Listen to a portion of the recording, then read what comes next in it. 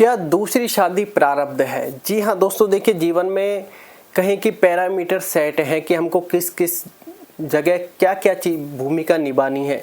Life में जब पहली शादी होती है वो भी हमारे प्रारब्ध द्वारा पहले से निर्मित होती है। समय और डेट भी फिक्स होता है कि ऐसा नहीं कि हम हमारे मन मर्जी से कुछ सकते, क्योंकि हमारे संयोग या फिर कहें कि हमारे जो कर्म कहाँ बन रहे हैं उसी व्यक्ति से हमारी शादी होती है। और बहुत से लोगों का तो कहते हैं उससे पहले भाग्योदय हो जाता है कुछ अच्छी उसमें, लेकिन कुछ लोगों का भाग्योदय शादी के बाद ही उदय होता है।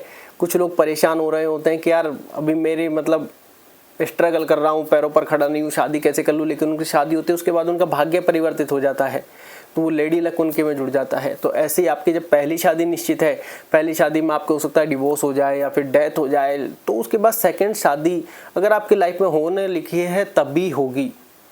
और आप सोच रहे हैं कि आप अपनी मन की मर्जी के मुताबिक कर लेंगे, तो ऐसा नहीं है। आप अपने मन के मर्जी से किसी के साथ कर लेंगे तो ऐसा भी नहीं है। आपके कहें कि विधाता ने जो निश्चित कर दिया, क्योंकि ऐसे नहीं है कि हम अपनी मर्जी से प्रारब्ध बना सकते हैं, नहीं। हम कर्म कर सकते हैं, उसका क्या प्रारब्ध बनेगा ये तो ईश्वर ही जानता है।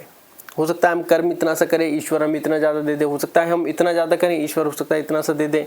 हम जिसको चाहते हैं हो सकता है वो हमारी लाइफ के लिए अच्छा ही ना हो, और हम कहें कि लाइफ में कोई हमारा ऐसा अच्छा है, हम ईश्वर को धन्यवाद ही देते रह जाएं। हमारे लाइफ में आगे का प्रारब्ध हमारा कैसा जुड़ा हुआ है, किस रूप में जुड़ा हुआ है, उसी रूप के अंतर्गत हमारी सारी चीज़ें आती हैं। उसी के अनुसार हमारे कहें कि सारे जो कार्यक्रम है वो जुड़ने लग जाते हैं, वो फुलफिल होने लग जाते हैं। क्योंकि आपके जो आगे के पैरामीटर्स लिखे हुए हैं, मान लीजिए आपके लाइफ में अभी 2 बच्चे हैं और फिर आपकी दूसरी शादी होनी है और उनके द्वारा भी फिर कहीं कि 1 बच्चा और हो गया, तो अब इन सब लोगों का भाग्य आपके द्वारा जुड़ा हुआ है। इन सब का भाग्य आपके द्वारा जुड़ा हुआ है, तो जो चीज़ें भाग्य में जुड़ी हुई हैं वो होना निश्चित है। ये बात आप ध्यान रखें। जब होना लिखा है तो होगी भी, अगर टूटना लिखा है तो टूटेगी भी।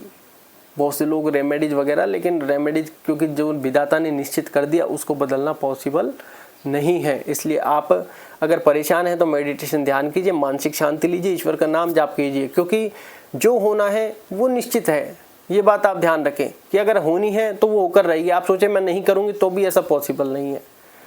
आप कहेंगे कि मुझे करनी है और होना नहीं लिखे तो आप नहीं कर सकते।